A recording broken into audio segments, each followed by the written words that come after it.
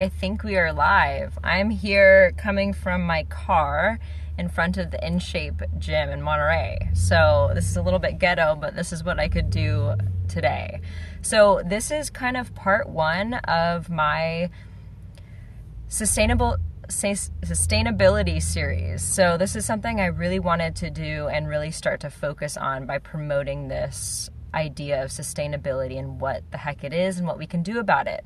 So last week, I think I posted a video, I did a live about what sustainability is and how we get there. So I kind of listed 4 different things. So I'm going to be talking about the first one today. So I want to reiterate why I'm bringing this up. So the IPCC, or Intergovernmental Panel on Climate Change, is a mouthful, released this study last year in October that we have 12 years till we reach 2 degrees Celsius above the pre-industrial level. So what does that mean and why is that important? That basically means that that's where the tipping point is, where scientists actually don't know what is actually going to happen at that point. That's when things get really, really, really bad. I'm talking about extreme weather, droughts, famine, basically our next world war over resources. It's really bad. So, but the cool thing is that we can actually do something about it. So the number one thing, I just have my notes, that's why I'm looking down. The number one thing that we can do to reduce our impact on Earth is not buying an electric car. It's not biking everywhere. It's not changing out our light bulbs. It's not going solar. It is a plant-based diet. Does that sound crazy to anybody? I know initially it kind of did for me, but I recently rewatched the documentary Cowspiracy, and I've been looking more and more into this. And animal agriculture is, I'm just going to read off some statistics, and then we're going to go into what we can actually do about it. And as I continue this sustainability series, I'm going to be giving you guys tips about how to make this really easy, because I know some of these changes are big, and I know that life is crazy busy and it's hard and it's challenging. And so making these changes can seem really overwhelming, but that's kind of why I wanted to do these videos, to make it really simple and easy for you guys. So we're going to talk about these statistics and then we're going to go into what we can actually do about it. Okay, these are kind of crazy, so you guys just brace yourselves. So animal agriculture is responsible for 51% of our greenhouse gases. 51%, whereas cars, all transportation, is only responsible for 13%.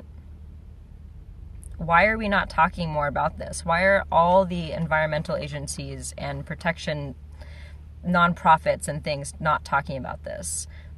We're going to go into that too in a little bit. So another fact is that animal agriculture is responsible for 65% of the nitrous oxide emissions.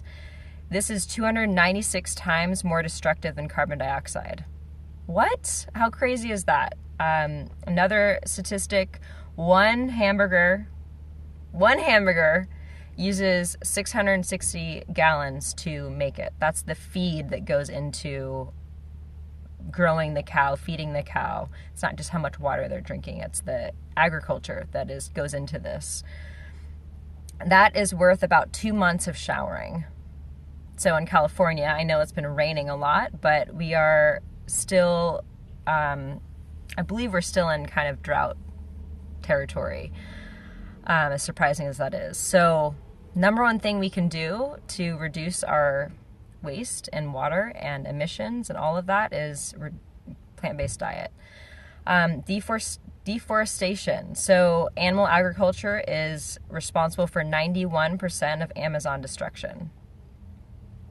It's the leading cause of species extinction around the world. 1/3 of our earth is for livestock. 1/3. Crazy. And it produces 7 million pounds of poop per minute. 7 million pounds. Is that crazy? Okay, so these are just some statistics. So I got these from the Cowspiracy. So if you guys have not seen Cowspiracy, go watch it. That's going to blow your mind. It's a really important thing that I think everyone needs to watch. Another good article is The Guardian put an article out about this as well, so go read more. These are not just made up numbers that I'm talking about here. So for me, because I know, vegan, plant-based might seem like another diet fad, right? It might seem like, hello, thank you for joining. We're talking about sustainability and plant-based diet, so this is perfect for you to jump into right now. So I know there's a lot of diets out there, and it can be really confusing. 1 minute eggs are really good for us, and 1 minute they're terrible for us. But this goes way beyond just a diet. What is good goes way beyond for what is just good for our bodies. It goes to the fact of our actual survival because of this climate change that we're talking about. So yes, plant-based living. Yes. This topic is growing. It's actually booming because it's so important. So it, like I mentioned, it goes beyond just a diet. It is a way that we are going to solidify our future for our kids, our grandkids, for our future. We're talking about the next 12 years here. So let's see what else here. And it's something, people are going to be talking about, like, it's my choice to eat meat. But honestly, the meat and dairy industry and their overproduction of these things has taken away that choice that we have because they've ruined it. So let's see what else here. And I know that this can be challenging for a lot of people. Our diet and our food, it goes past just kind of, going shopping and making it easier in that regard. It comes down to culture. It comes down to what we are programmed from a little kid, on media about drink your dairy for your calcium and it's going to be healthy for your bones, right? So we are informed from such a young age that we need these things to actually survive, and it's just not true.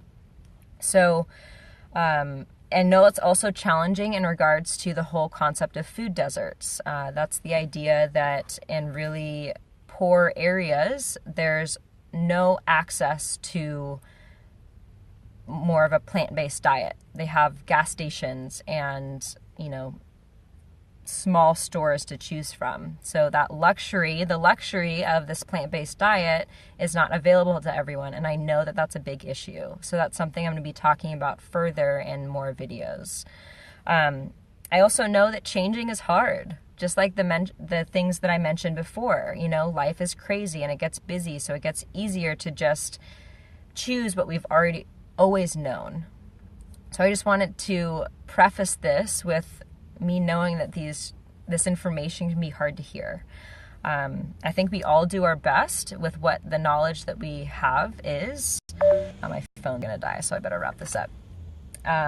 But we can make changes, and it's really, really important that we do. So a couple things I'm gonna be covering in these next couple of videos is meal prepping. So that's a great way to be able to eat more plant-based, because you get to control the ingredients that you have, and it's also cheaper, and you're reducing your waste by, choosing your ingredients properly. So I'm going to be doing a video on meal prepping next week, actually, and what I do and kind of how to simplify it. And also the other main tip I have for you guys is follow people on social media that are plant-based. That makes it so much easier because you're getting this slow and consistent exposure to these different food ideas and recipes and why you should go plant-based. And so that's kind of the two tips that I have for you guys. I guess something that you could do right now after watching this video is go follow more people who are vegan and plant-based. I can't think of any off the top of my head right now, but just search an Instagram vegan and you're going to come up with tons of different great accounts and ideas. So I think that's all that I have for you guys today, but I just wanted to preface I just wanted to stress how important this is to go more plant-based for our future survival, you guys. I know it sounds really dramatic, but that's the reality of where we are. So if you guys have any questions about this, please let me know. I'm planning to be a little bit more prepared in future videos. I'm doing my best here. I just wanted to get this message out. So progress over perfection. But if you guys have any questions about this or need help with anything, I'm going to be putting more things out, like my shopping list that I used, meal prepping ideas, all of this to make this a little bit easier to take and a little bit easier to implement. So much love to all of you guys, and I hope you're having a beautiful week and staying dry / not blowing away from this wind that I know is blowing my car around right now. But anyways, have a beautiful rest of your day, and I will talk to you next week.